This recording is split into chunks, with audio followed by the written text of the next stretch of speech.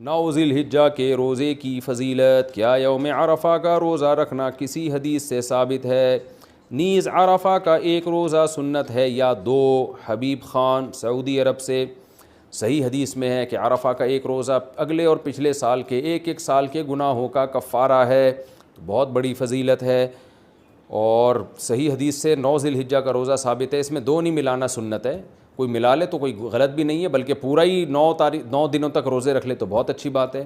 لیکن جیسے محرم میں ہم کرتے ہیں نا 9-10 محرم یا 10-11 محرم، تو ایسا ذی الحجہ میں نہیں ہے. صرف ایک روزہ بھی رکھ لیں گے 9 تاریخ کا تو سنت ادا ہو جائے گی.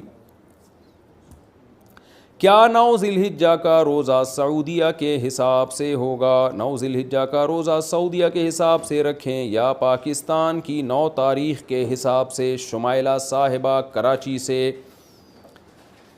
دیکھیں، جتنی بھی عبادتیں جن کا کسی دن یا وقت سے تعلق ہے وہ اسی ملک کے وقت کے حساب سے ہوں گی. ہماری عید الفطر ہمارے چاند کے حساب سے، ہماری عصر کی نماز یہاں جب عصر کا وقت داخل ہوگا، ہمارے ایام نہر جب یہاں 10 ذی الحجہ ہوگی، تو یہ کیسے ممکن ہے کہ ہمارا عرفہ ان کے حساب سے ہو؟ تو ہمارا عرفہ جو ہمارے یوم عرفہ کے حساب سے ہوگا 9 تاریخ کو. تو اب جن ملکوں میں 12 گھنٹے کا فرق ہے تو وہاں تو عرفہ کا دن ہی داخل نہیں ہوگا، حالانکہ سعودی عرب میں عرفہ کا دن شروع ہو چکا ہوگا، وہاں تو رات ہوگی.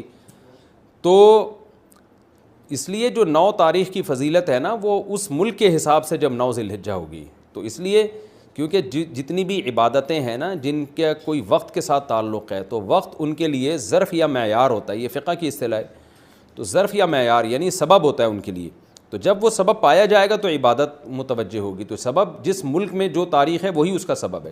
جیسے فجر کا وقت جب یہاں داخل ہوگا تو یہاں فجر کا ہوگا. سعودیہ کے حساب سے ہم نہیں چلیں گے. ظہر یہاں کے حساب سے، عصر یہاں کے حساب سے، تو عیدین یہاں کے حساب سے، رمضان یہاں کے حساب سے، تو عرفہ بھی یہیں کے حساب سے، لیلۃ القدر بھی یہیں کے حساب سے ہوگی. ہر چیز یہیں کے حساب سے ہوگی. پھر 9 ذی الحجہ کے روزے کی فضیلت.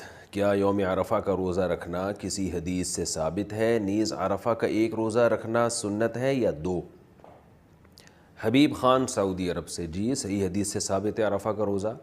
آپ صلی اللہ علیہ وسلم نے فرمایا مجھے امید ہے کہ جو یوم عرفہ کا روزہ رکھے گا تو یہ ایک دن کا روزہ 1 سال پچھلے اور 1 سال اگلے گناہوں کا کفارہ بن جائے گا.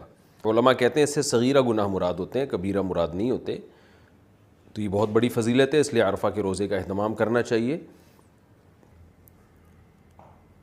عید کتنے دن ہوتی ہے؟ 1 دن یا 3 دن؟ عید الفطر اور عید الاضحیٰ ایک دن ہوتی ہے یا 3 دن؟ زوجہ منصور کڑک سے. کرک ہے یہ پتہ نہیں کڑک ہے، کرک ہے میرا خیال ہے، KPK میں کرک.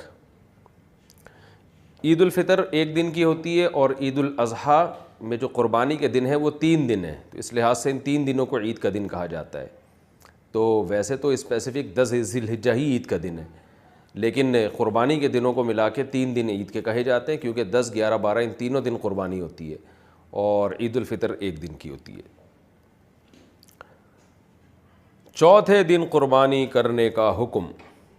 کیا چوتھے دن قربانی کرنا صحیح ہے؟ کیا نبی کریم صلی اللہ علیہ وسلم نے چوتھے دن قربانی کی ہے؟ بنت عزیز احمد انڈیا سے. کسی صحیح حدیث سے ثابت نہیں ہے کہ آپ صلی اللہ علیہ وسلم نے چوتھے دن قربانی کی ہے یا چوتھے دن قربانی کا حکم دیا. کوئی صحیح حدیث اس بارے میں موجود نہیں ہے، اور اس کے برخلاف صحابہ کرام کے کثیر تعداد میں صحیح سند سے فتاویٰ موجود ہیں جن میں ہے کہ قربانی کے دن صرف 3 ہیں، 10، 11، 12. تو تواتر سے صحابہ کرام سے یہ بات ثابت ہے. اس لیے چوتھے دن اگر کوئی قربانی کرے گا تو اس کی قربانی نہیں ہوگی. عید والے دن قربانی تک روزہ رکھنا کیسا ہے؟ کیا عید والے دن قربانی تک روزہ رکھنا سنت عمل ہے؟ اگر ہاں تو کیا برش وغیرہ کر سکتے ہیں یا پانی پی سکتے ہیں؟ بنت عزیز احمد انڈیا سے. عید کے دن تو روزہ رکھنا حرام ہے. ہاں یہ ضرور ہے کہ رسول اللہ صلی اللہ علیہ وسلم عید الفطر میں نماز سے پہلے کچھ کھایا کرتے تھے، کھجور وغیرہ تناول فرمایا کرتے تھے. اور عید الاضحیٰ میں آپ صلی اللہ علیہ وسلم بقرعید کا جو جانور کا جو گوشت ہے، قربانی کا گوشت، اس سے آپ کھانے کی ابتدا کرتے تھے. تو بہتر یہ ہے کہ بقرعید والے دن آپ کچھ نہ کھائیں اور پہلا لقمہ جو آپ کے پیٹ میں اترے وہ قربانی کے جانور کا گوشت ہونا چاہیے. یہ افضل عمل ہے. لیکن کوئی لازمی نہیں ہے. اور خاص طور پر آج کل لوگ خود تو قربانی کرتے نہیں ہیں, قصائیوں کو بلاتے ہیں, اس میں کئی کئی گھنٹے گزرے جاتے ہیں, صبح سے لے کے وہ دوپہر تک بھوکے رہنا مشکل ہوتا ہے. تو کوئی کھا بھی لے پہلے تو کوئی حرج نہیں ہے. البتہ افضل یہی ہے کہ پہلا نوالا قربانی کے گوشت کا اترنا چاہیے, بہتر ہے.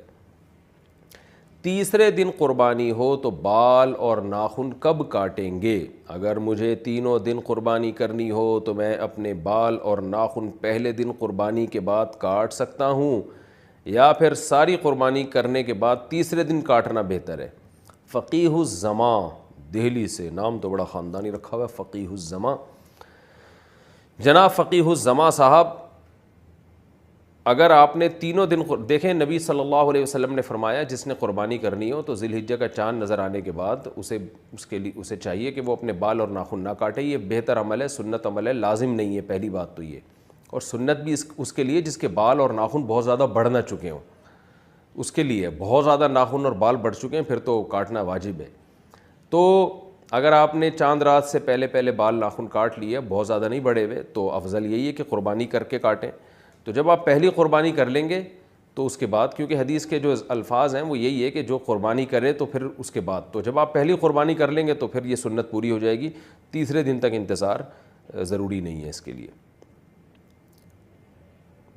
نماز عید سے پہلے قربانی کا حکم, کیا عید کی نماز سے پہلے قربانی جائز ہے؟ اگر کسی کو علم نہ ہو اور اس نے قربانی کر دی تو اس کے بارے میں کیا حکم ہے؟ ہدایت اللہ کشمیر سے. نبی صلی اللہ علیہ وسلم کے دور میں صحابی رسول نے عید کی نماز سے پہلے قربانی کر دی تھی, تو آپ نے فرمایا کہ صرف تمہارے لیے یہ کافی ہے, آئندہ کوئی بھی عید کی نماز سے پہلے اگر قربانی کرے گا تو اس کی قربانی ادا نہیں ہوگی. تو ان صحابی کی یہ خصوصیت تھی. تو نماز سے پہلے اگر کسی نے قربانی کر دی ہے تو قربانی ادا نہیں ہوتی. یہ حکم شہر کا ہے. گاؤں دیہات جہاں عید کی نمازیں ہوتی نہیں ہیں وہاں صبح صادق کے بعد بھی قربانی کی جا سکتی ہے. البتہ شہر میں کسی بھی جگہ عید کی نماز ہو گئی ہو اور آپ نے قربانی کر دی تو قربانی ہو جائے گی. یعنی آپ کے محلے میں عید کی نماز دیر سے ہو رہی ہے تو آپ نے قربانی پہلے کر دی, لیکن کسی اور محلے میں پہلے نماز ہو چکی ہے تو بھی قربانی ادا ہو جائے گی. تو اس لیے عید کی نماز تو شہروں میں بعض جگہوں پہ بہت جلدی ہو جاتی ہے, تو آپ تحقیق کر لیں. اگر کسی نے عید کی نماز یعنی پورے شہر میں کہیں نماز ہو چکی تھی اس کے بعد قربانی کی ہے تو بھی قربانی ادا ہو گئی ہے اس کی. اچھا, اس میں علم ہو یا نہ ہو اس سے کوئی فرق نہیں پڑتا, جہالت کوئی شرعی عذر نہیں ہے. اگر کسی کو مسئلے کا علم نہیں تھا اور اس نے نماز سے پہلے قربانی کر دی تو بھی قربانی نہیں ہوگی.